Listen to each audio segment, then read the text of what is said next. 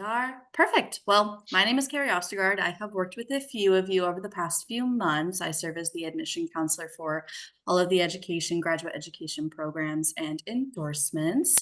I'm essentially here just to answer any lingering admission questions, whether it's are you at in the process, what final steps do you have left to complete, those types of things. But I am going to hand things over to the rest of my wonderful people that are here with me, and let them sort of bring you into the education department, which is super exciting, the School of Education. And yes, so I'm going to pass things off to Samina, who will be pretty much hosting the rest of the evening. Awesome. Yes, the MC. Thank you. Yeah.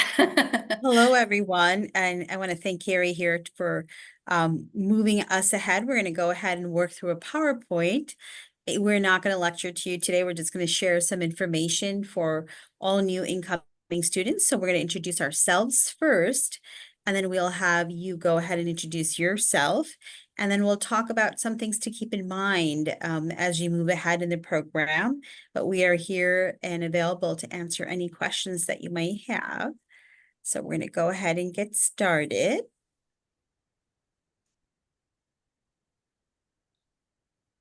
Thank you, Carrie. We could go ahead and move on to the next slide. So yeah, welcome to the School of Education at Elmhurst University. And this will be you soon. So you can see this is a wonderful image of our students graduating at the end of the year. And there's Dr. Beverly Trano in the middle with her proud colors on as well. And so welcome, and let's get started onto the next slide. So I'm going to go ahead and introduce myself, then I'll have Dr. Trano introduce herself. I'm Samina Hadi Tabassum. I'm the Dean for the School of Education, and I've been here for a year, moving on to my second year. But prior to coming to Elmhurst, I was a professor at Dominican University, as well as Northern Illinois and Erickson Institute. So I'm bringing in some expertise here in graduate level education, in particular, looking at teachers who are working in the field and thinking about how do you balance work, life, and the coursework that's to come. Hello, I'm Beverly Triano. I've been the program director of the MTL graduate programs and endorsements the last 2 years. I've been at Elmhurst, so this is going to be my 12th year. My background is in multilingual education, and I have I work also on the undergraduate side of things. So many of our graduate students come from the undergrad and want to continue their education. Welcome. And I have seen some of your applications, and now it's great to see your faces tonight.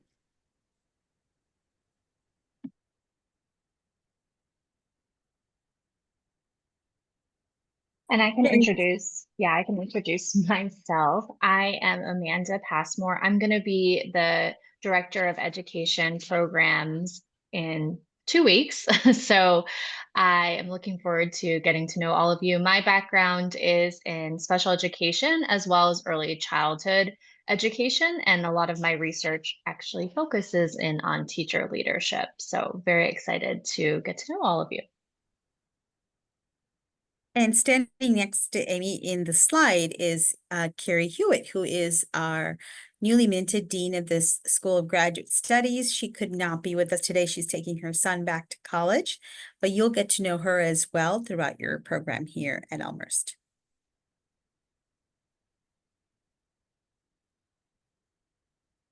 Hi, I'm Bill Slotky, and my day job is Director of Teacher Education Admissions here at Elmhurst.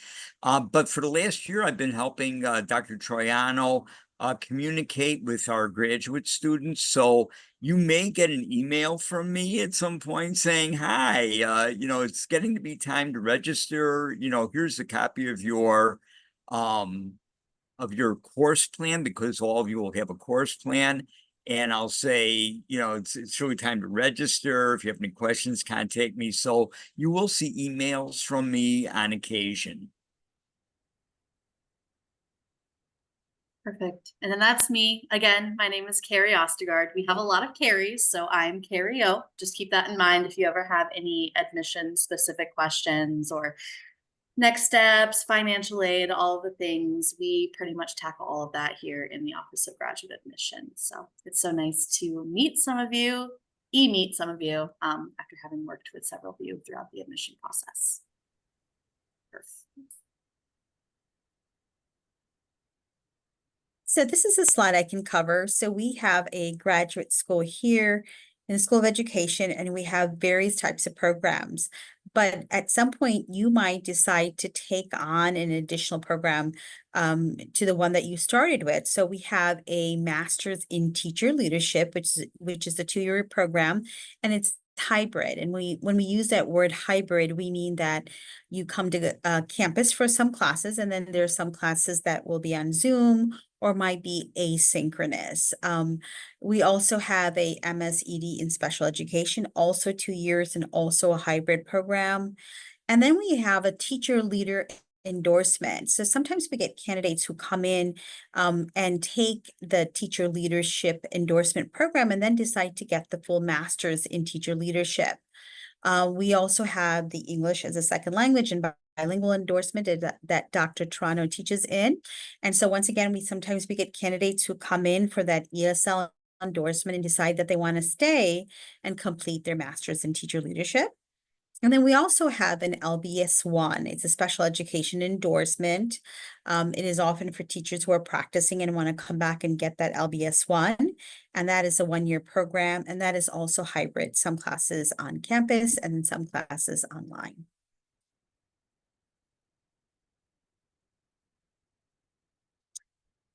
I can go ahead and take this slide. At some point, you will be coming to campus for various reasons. If you have not been to campus, you really need to come and see our beautiful campus. It's manageable, it's small, you can find your way around, but some things to think about is to come in and get a sticker for your car, and you can come into the I believe it is Lehman Hall in the basement in the security office where you can get a sticker for your car. And Carrie, do you know the cost of that sticker to be able to park on the campus? It is free for graduate students. Oh my God, this is wonderful news. And there is also a link on your student portal where if you want to have it mailed to you, you can purchase it through there. The 24-25, yes, we are in the year 2024, excuse me. The 24-25 permits are not yet available. So no worries if you're coming here that first week or two of class, you are not going to get a ticket, but do keep an eye out to on your email, on the portal, for when those permits are available, and you can go ahead and pick that up then in the Office of Public Safety. And you could also come to campus and I believe in that same office, get your ID. And so we call this the J card, and you can come and take a photo, and that card allows you to, for example, make copies of any papers that you may have in the library, but it also can give you a discount at your local movie theater. We do suggest for you to get that as soon as possible. And then in terms of the campus, you can see there's a map there. We could also send you a copy of the map. But most of our education classes are in Copeland Hall, which is near the corner of Alexander and Prospect. But sometimes you might have class on the 3rd floor, maybe the 2nd floor, and it might also be in a different building as well. So we'll go ahead onto the next slide. A little bit about the academic calendar. As you know, classes start August 26th, so right around the corner. And that will, our fall semester will go all the way till mid-December. You will notice that your class might have a final exam, so you want to really ask when that final exam is. You do get that entire week of Thanksgiving break off. Then we don't have classes in January. So Elmhurst is unique in the sense that we have a semester called J term, and our students, oftentimes our undergraduate students, come to take a semester long course in just 1 month. and it also is of no cost to our undergraduate students. And so the graduate calendar follows the same pattern as our undergraduate calendar. And so the graduate school will begin that first week of February for that spring semester. So this is very different than perhaps other universities. And eventually you'll get the same amount of education, but you'll finish closer to mid-May. And usually our graduation is around May 17th, the week prior to Memorial Day. So those are some things to keep in mind. And then the majority of you will be taking classes in the summer. So we have a summer semester that kind of fits the life of a teacher.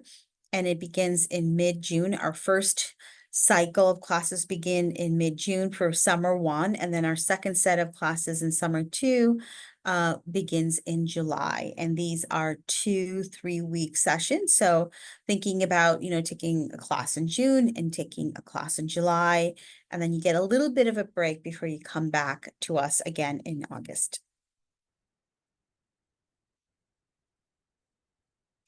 Beverly, do you want to take on this course planning? Yeah, I would love to.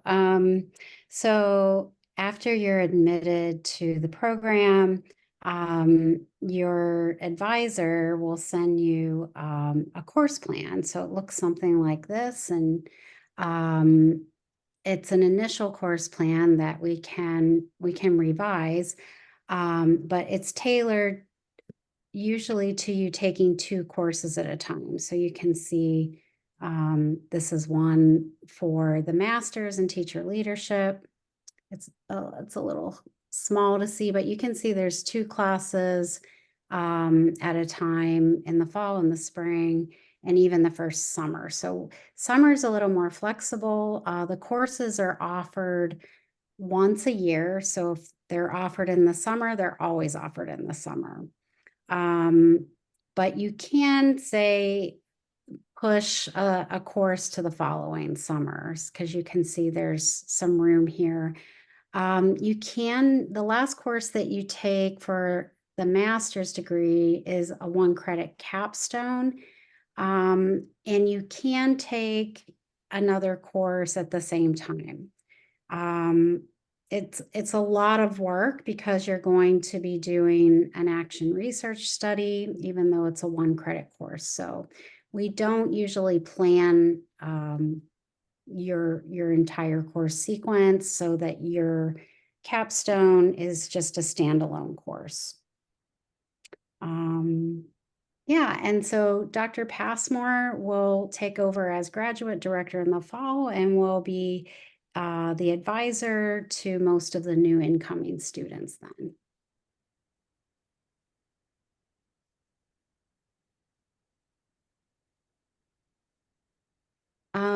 So if you haven't registered for courses yet, it's pretty simple. You go on the portal, and the portal has all of these little icons here.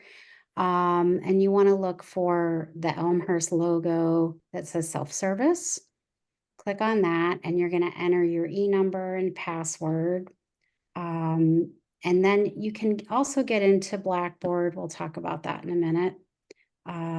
That's where all of your courses will be housed. And then you want to click on student planning. And once you click on student planning, you can search for your courses. You want to make sure you have the correct term so that it's not last fall 2023, that it's this fall. And then register for your sections.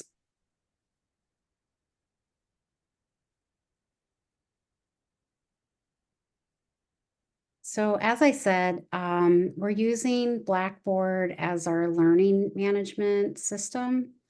We're in the process of upgrading to a different form of Blackboard that's called Ultra. And you may see that some instructors are using Ultra. The format may look a little different. And some are using the original.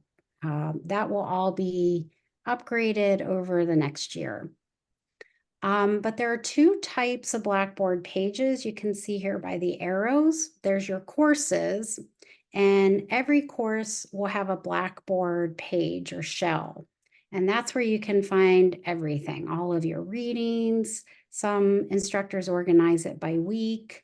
The syllabus will be there, contact information, everything that you need for that particular course. Then there's another type of Blackboard page called organizations. And when you click on that, you should find the graduate program, the MTL graduate program page. That has all the information that you need related to being a graduate student in education. So there may be some specific forms there if you need to take a leave of absence, or a form applying for graduation, or your endorsements, and a lot of other really helpful information. If you don't see that you're part of the MTL Blackboard page under organizations, you can just email me. I regularly update it, but sometimes there's a little bit of lag with being admitted as a new student and then being added to the page. I'm going to pause and just see if there's any questions.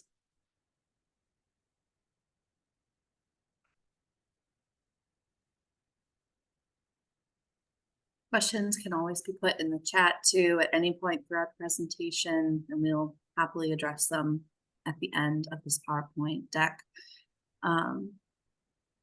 Otherwise, we'll also check in at the end as well. Perfect. Okay. So far, so good. Continue on.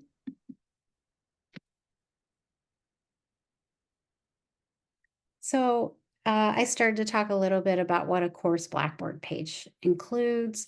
This is where you will submit your work. You can also check due dates on assignments. You will be able to see your grades under My Grades. And then you're also able to read the feedback from your instructor. There is a help link on all of the course Blackboard pages that has a link with different videos that show you how to use Blackboard if it's your first time using it.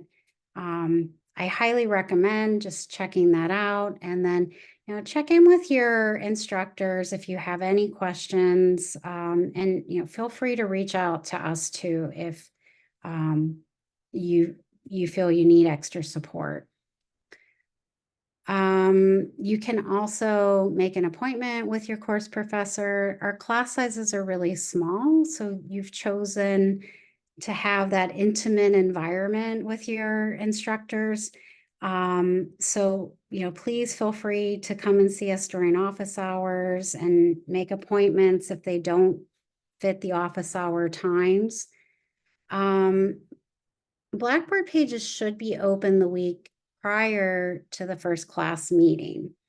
So I typically I tell instructors to open their Blackboard pages the Sunday before or the Monday before classes begin. So that's coming up soon in the next several days. So if not, if you don't see it next weekend, hold off till Monday and maybe then contact your professor. And if you don't hear back from them, then please reach out to me or Amy, and we will get a response to you.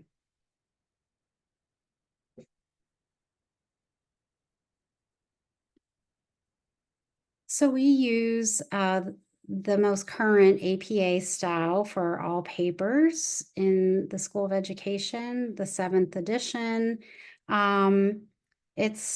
There's lots of different resources. They're usually on all of the syllabi. They're also on that MTL Blackboard page. These are a few of them here. It's not it's nothing really to fret over if you need extra support with this.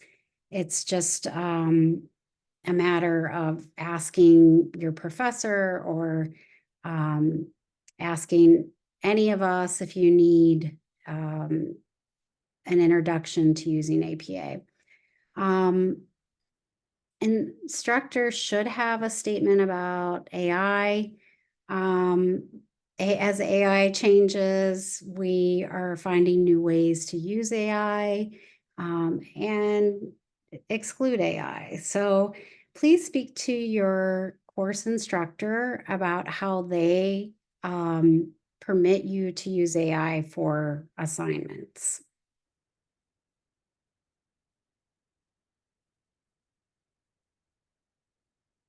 Okay, do you want me to keep going, Samina, or? Yeah. Okay, so in the School of Education for Graduate Studies, the grading scale is a bit accelerated. So an A starts at 94%, a B at 86%, that goes to 93%, and a C at 78 to 85%. I highly recommend, if you are struggling in any way, that you reach out immediately to your course instructor for extra support. All graduate students need to maintain a 3.0 grade point average and earn C's or higher for all the coursework. For information about transcripts, this is under transcript request. You can see here, you can order a transcript online.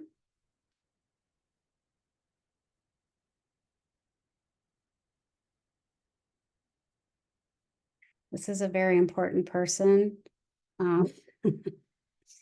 This is the last person you will be in contact with before you receive your endorsement or your degree.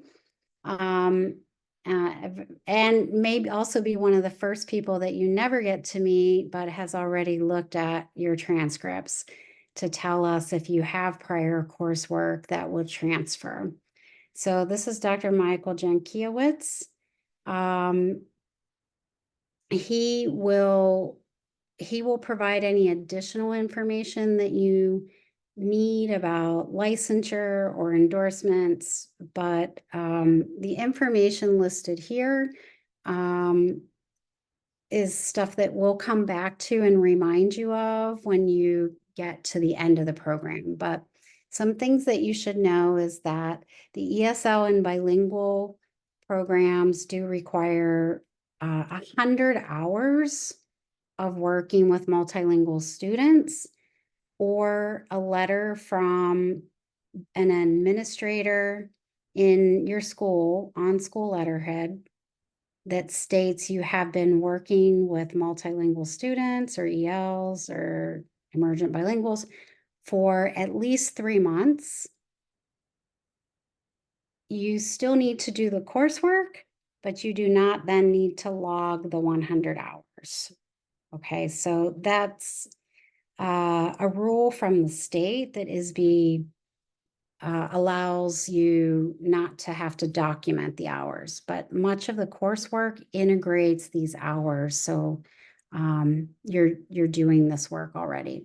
You can do these hours in your own classroom if you have multilingual students. The hours for the ESL and the bilingual endorsement can be the same.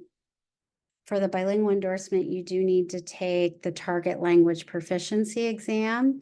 So in whatever that target language is, there are some languages that you may speak that there is no target language proficiency exam. So then it's not possible to put that on an endorsement. Okay, so if you have any questions about the ESL or bilingual endorsement, please reach out to me. That is my area, and I can talk to you more about that. The LBS 1, in addition to the coursework, requires an exam. So there's no exam for the ESL bilingual, but the LBS 1 exam should be taken after all coursework is completed. So you'll notice if you're doing the LBS 1 you're not going to take that. You'll notice on your course plan that the LBS 1 exam comes after you've taken coursework. And finally, the teacher leader endorsement requires that you have completed a master's degree. And in addition to that, you've completed 75 hours of clinical work that goes along with the coursework. It's sort of integrated with the coursework and different assignments. That's what I mean by that. So we do have a new database called Sonia, and you will be logging any kind of clinical hours in that new database system. So we're all looking forward to the new training information, and we'll have that to you soon. I can speak a little bit about that. Yeah, that would be great. So you will be logging onto a website called Sonia at elmhurst.edu, and we'll share that with you, and you'll see your name there, and you'll see the courses that you're enrolled in that require field hours. Once you press that link to that course, you're basically going to see a spreadsheet, and you're going to enter the date. You're going to enter how many hours you completed in the field, and then what types of activities that you did. And that gets signed off either by the program director or perhaps an administrator at the school. But because a graduate program is very different from an undergraduate program, most likely our program director, Dr. Passmore, will sign off on those hours as you're going through the program and verifying that you indeed had completed, for example, the 75 hours for the teacher leader endorsement. So not too complicated, really easy to use, but you will be getting messaging about this new system of recording field hours, as well as training sessions. And then we will also offer Zoom sessions when you can drop in and ask questions. But it really is a pretty intuitive program, and it will be easy for you to follow along as well. Okay, thanks, Samina. So number 1 there states that you're going to request your endorsement by completing the graduate endorsement request form. So that is what you'll do when you finish your endorsement or you're in the last few weeks. You can go ahead and submit that. That's going to go to Dr. Jankiewicz, and then he will check all of your paperwork that you've met the credentials for the endorsement. And what he will do is he'll entitle your license in Ellis. Okay, so when you log in to Ellis, then you'll pay the fee to, I guess, to the state. And he will send you an email letting you know that your license has been entitled and that you can go ahead and log into Ellis. So he sends all of the directions then. Okay.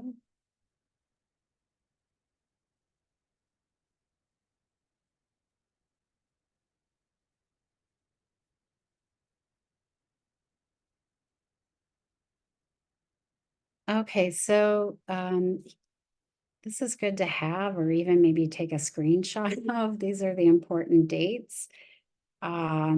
I might do that. These are the important dates for this academic school year. As Samina said, the fall semester kicks off August 26th. We then have Labor Day holiday. We have Indigenous Peoples Day and Election Day off, but graduate classes will meet because we only have a certain number of weeks. So we will meet. There are no classes the entire week of Thanksgiving, and then the fall term ends December 9th. Then in the spring, we have that J term with the undergrads. So grad classes begin February 3rd. This is good to know when spring break is. So our spring break is March 24th through March 30th. We do this with graduate classes in the spring, where the week after spring break, we keep all of our classes asynchronous. So that's the hybrid piece. And that helps sync up with a lot of school districts' spring breaks that might differ from ours. And the spring semester ends on May 16th, and then commencement is that Saturday, the 17th. It's a couple of things that are really important are add drops and withdrawals. So if you're in a course within the first 10 days, you can drop a course. Likewise, you could also add a course. Maybe you change your mind and you want to swap courses you thought you were going to take next fall, you want to take this fall. So you have 10 days to do that. And in addition, if you drop a class completely, you'll still get a full refund within 10 days. After that, we go through the process about asking for a withdrawal or an incomplete. And a withdrawal means that you'll have to take the course again if you want to complete that degree or that endorsement. A withdrawal is usually if you're at the point where you know you're going to fail the course and you don't want to get that grade. An incomplete is if you have something in your life that comes up that you need extra time to complete the coursework. So we will give you an incomplete. There's a process for that. Mr. Slotky is well versed in that and can help set you up with helping with incompletes, and sometimes even that concurs with a leave of absence. Okay.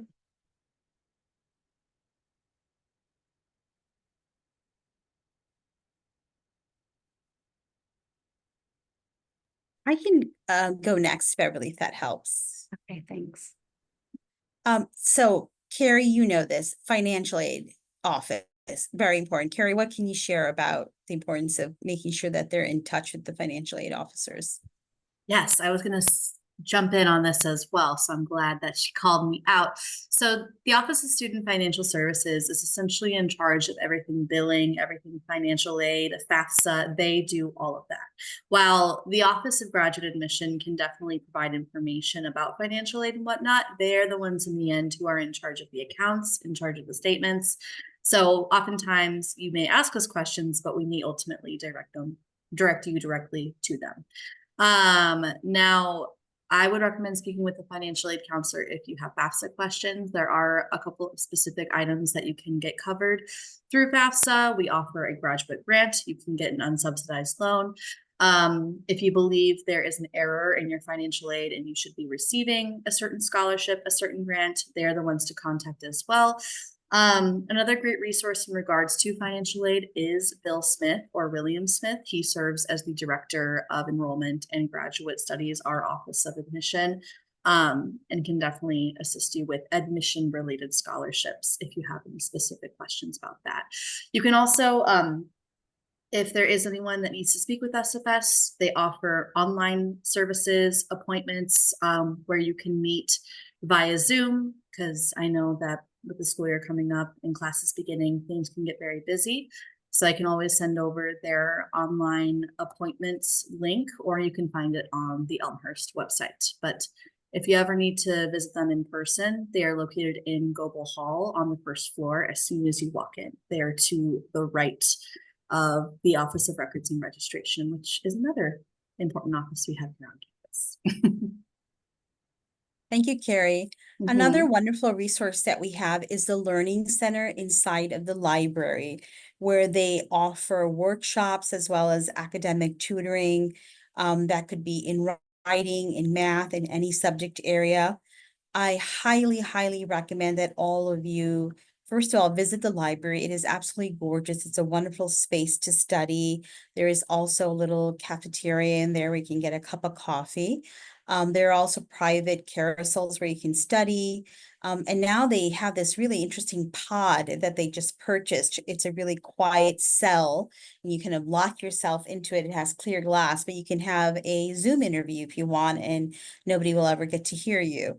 But the library is a great source of information, but it is also where you can get help I think when you start graduate school, you think, oh, that's not for me. I don't need any help. And then you start your classes and you think, oh, maybe I should take advantage of that learning center.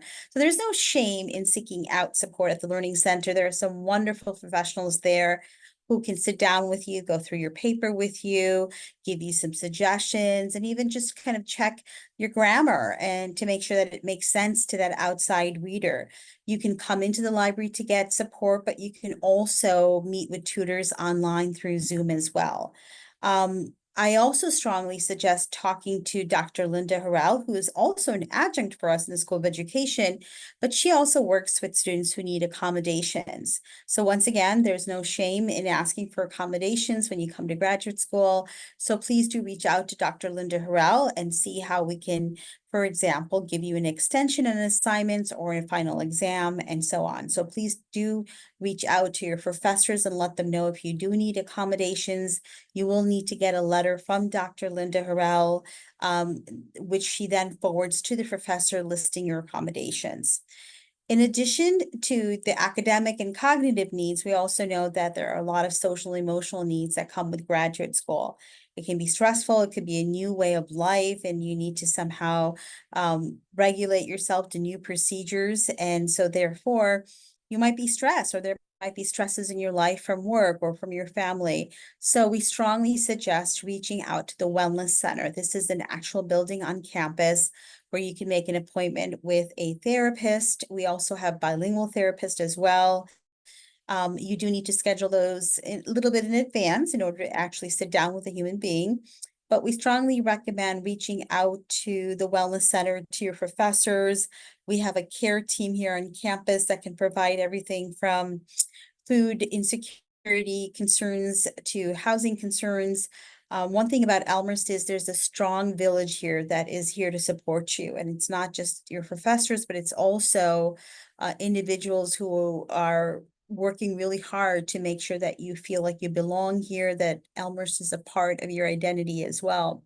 We also have an online therapy program called You Will, in which you can call and speak to somebody anonymously online. You don't have to physically come to the building to get those kinds of services. So these are all services that are provided as a part of your tuition. So I strongly suggest taking advantage of it, but really to have good conversations with your professors as to what you're going through, what you're feeling, and having good, strong communication so that they're aware of the obstacles that might be ahead.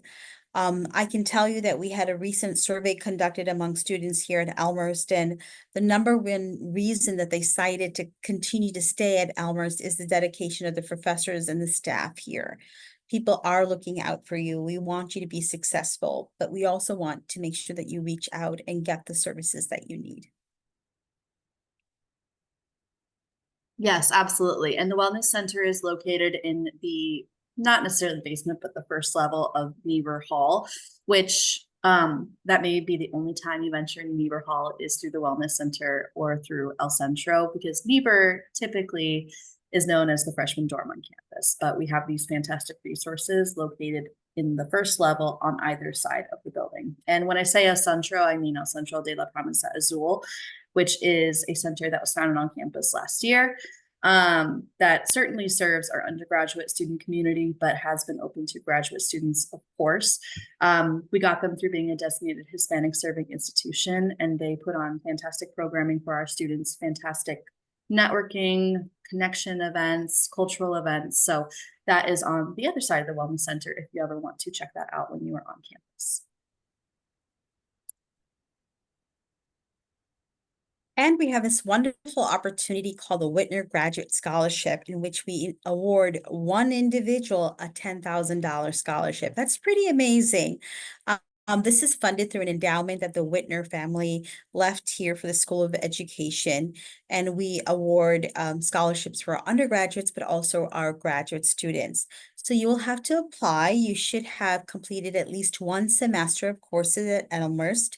So for those of you who are finishing coursework in fall, you're able to apply in spring 2025. So look out for messages on our Blackboard page announcing this opportunity around February, March, and then applications will be due late March, early April, and you'll be notified by the end of that semester whether you have received this scholarship, which is based upon your academic standing, but also ways in which you serve your community and your scholarship as well. So look out for that announcement. This is one of our winners from last year, who was a 5th grade teacher in LaGrange, and she applied and she won this scholarship.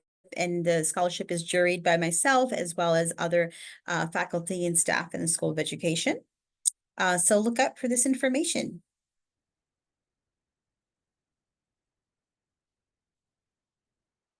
Yes, so I imagine all of you getting up really early to go to teach at your school. Sometimes you may not leave your classroom maybe at 3:30, maybe 4, and you head out to campus for your 6 o'clock class, and you're thinking, oh my God, I would just love a great cup of coffee, right? Or just to sit in a lounge before class starts. So take advantage of the Frick Center. There is a cafe in there. There's also a cafe in the library. We can come in and get some snacks, some coffee. There's also places where you can eat your dinner if you need before class. But we have really wonderful, warm and inviting spaces all across campus where you can just take a deep breath before your class starts. Yes, and the fantastic thing is that the cafe in the Frick Center, as well as any of the dining locations on campus, will take cash and credit. So while there are a lot of students that will have meal plans, you don't necessarily have to have a meal plan to utilize any of these locations. Plus, with that Blue Jay, with the J Pass that we were discussing earlier, if you want to kind of set aside your own personalized coffee fund, you can always load money onto that J Pass. We call it Blue Jay Bucks, that you can then use at these locations as well. And that can be done through the portal. So if you want to make sure that you have your coffee balance, your own coffee stash there, you can certainly do that.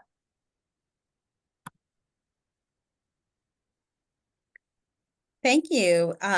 So I think our colleague Bill Slotky can definitely speak about going to the Terrell Fitness Center on campus, where you can also choose to work out if you don't want to lounge in Frick Center. But we have a wonderful space where you can come in and get some exercise done before class or after class. It's open pretty early and open pretty late if you want to come over on the weekend and take advantage of a workout as well. If you've been to campus, you know that we have a wonderful track here. I have an office where I can look out at the track, and now that we're in Olympic fever, you can come out and just take a walk along the track or run along the track, just go for a walk along campus as well. So there's great opportunities for you to also just get your physical energy out as well as your cognitive energy. Yeah. Bill, any notes about the fitness center? Yeah, the fitness center really is nice. The picture that you're looking at there, that's where the heavy weights are. That's the first floor. You go up to the second floor, and that's where they have, some treadmills and ellipticals and some dumbbells and things like that. It's really a nice facility. There's a shower there, a couple of lockers. I've been known to, walk out of my office, which is in Copeland Hall, drop my stuff off in my car, continue across the parking lot and go to the fitness center and work out, then come back out, jump in the car, go home and shower there or something like that. But it really is a nice facility. You have to have your JPS to get in. So make sure you get that, and it's a pretty secure facility. So they're not going to let you in without a pass. Exactly. But it's a very nice area for you to work out. Mm-hmm. And it's free as long as you're a student. Yay. Yes, it's a beautiful facility. Just learned something new about you, Bill, today. That's where you go after work. Not nearly often enough there, but yeah. Yes, this is one of my favorite places on campus. Yeah, Carrie, do you want to tell us why it's one of your favorite places? Oh, absolutely. It is not only one of the best places to study, hang out, grab a cup of coffee or a bite to eat, but all of the resources in here are absolutely fantastic. Samina Beverly already touched on the Learning Center that we have on the first floor. That is fantastic for any sort of academic assistance that you may need. In the basement, we also have our Wiegand Center Professional Excellence. They serve as our all-inclusive career professional development center. So if you ever need any assistance with, say, a resume, a cover letter, interviewing, clothing, they pretty much do it all. They also are the sort of host of our honors program faculty down there too, Mary Kay Mulvaney. So all around, just some fantastic people in there.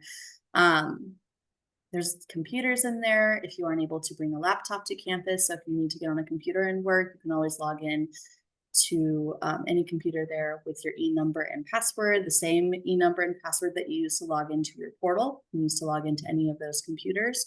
And you can also print there. We use PaperCut as sort of a third-party cloud system for printing, which means that you can go onto your portal, put anything on PaperCut, essentially upload it to PaperCut, and then print from any copier, printer location on campus. And the library is fully equipped with great copiers. There's about 4 all right in a row that you can utilize for black and white printing, colored printing, and single and double-sided printing if you ever need to turn in a physical assignment. But yes, very fond of the library ever since my undergraduate days. So if anyone ever wants to know my favorite study spots, please feel free to email me, call me. I will give you all of those details. Thank you, Carrie. It also has wonderful art on the walls as well. Yes, a couple beautiful collections of local Elmhurst artists, alum, all the things. So definitely check that out if you are into art. Thank Perfect. you. Any other notes on the library? And I think we're on to one of our last slides. Yes. There is the Weston Center for Professional Excellence, which Carrie was just talking about. This is a great place. I know you're in grad school, but this is a great place where there's a team of people who can go through your resume, your cover letter, help you interview. We also have this wonderful opportunity called Accelerator. If you want to come in and, think about some venture ideas or startups, School of Education also has wonderful creative ideas as well. So there's great opportunities to network, get to know people, take out that business card. And a lot of you know that sometimes it's who you know, right? That matters. And it's a great way to connect with people across campus. Yes, entrepreneurship is huge on our campus. Patrick Yanahan is a member of the WCPE and is largely a big part of why we have this Accelerator space. And more recently, we've been able to add a physical space, which their Accelerator lab is located just across the way from the WCPE's office. And it's a great study space as well. State of the art, brand new, some really cool study tables, cool lighting. So again, if you ever need a nice, quiet, cool space to study, that's another one that we have there in the library. So. Perfect. Okay.